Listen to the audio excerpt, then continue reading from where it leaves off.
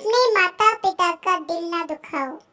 शादी के सुहाग सेज पर बैठी एक स्त्री का पति जब भोजन का थाल लेकर अंदर आया तो पूरा कमरा उस स्वादिष्ट भोजन की खुशबू से भर गया। उस स्त्री ने अपने पति से निवेदन किया कि माँ जी को भी यही बुला लेते हैं तो हम तीनों साथ बैठकर भोजन करते हैं। पति ने कहा, छोड़ो उन्हें, वो खाकर सो गई होंगी, आओ हम साथ में भोजन करते हैं। उस स्त्री ने पुनः अपने पति से कहा कि नहीं, मैंने उन्हें खाते हुए नहीं देखा है।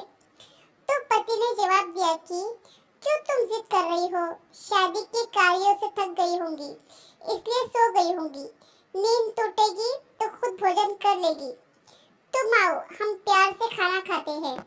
उस स्त्री ने तुरंत तलाक लेने का फैसला कर लिया और तलाक लेकर उसने दूसरी शादी कर ली और इधर उसके पहले पति ने भी दूसरी शादी कर ली।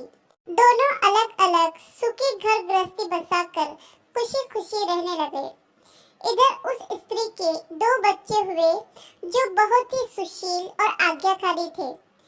कई वर्ष बीत जाने के बाद एक दिन वह औरत अपने बेटों के साथ यात्रा पर गई हुई थी। एक जगह तीनों माँ बेटे भोजन के लिए रुके और बेटे भोजन परोसकर माँ से खाने की विनती करने लगे। उसी समय उस स्त्री की नजर सामने एक फटे हाल, भूखे और गंदे से एक वृद्ध पुरुष पर पड़ी जो इस स्त्री के भोजन और बेटों की तरफ बहुत ही कातर नजर से देख रहा था। उस स्त्री को उस पर दया आ गई और बेटों को बोली कि जाओ, पहले उस वृद्ध को नहलाओ और उसे वस्त्र दो, फिर हम सब मिलकर भोजन करेंगे।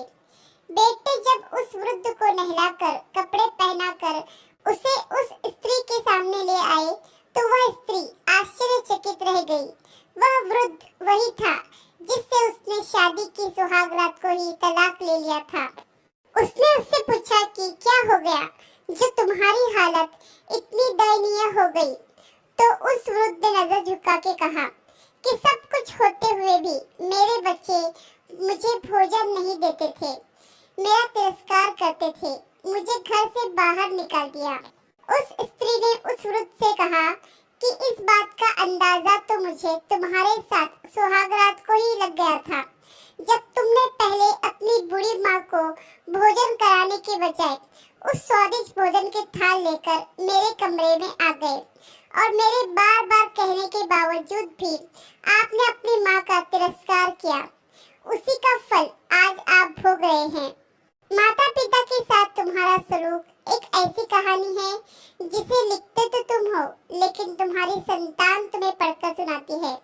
जैसा व्यवहार हम अपने बुजुर्गों के साथ करेंगे, उसे देखा देखकर हमारे बच्चों में भी यही गुण आता है कि शायद यही परंपरा है। याद रखना, माँ बाप नाराज तो ईश्वर नाराज। इस कहानी पर आपकी क्या राय है, हमें कमेंट करके जरूर बताइए। कहानी पसंद आए तो लाइक, सब्सक्राइब और शेयर जरूर कीजिए।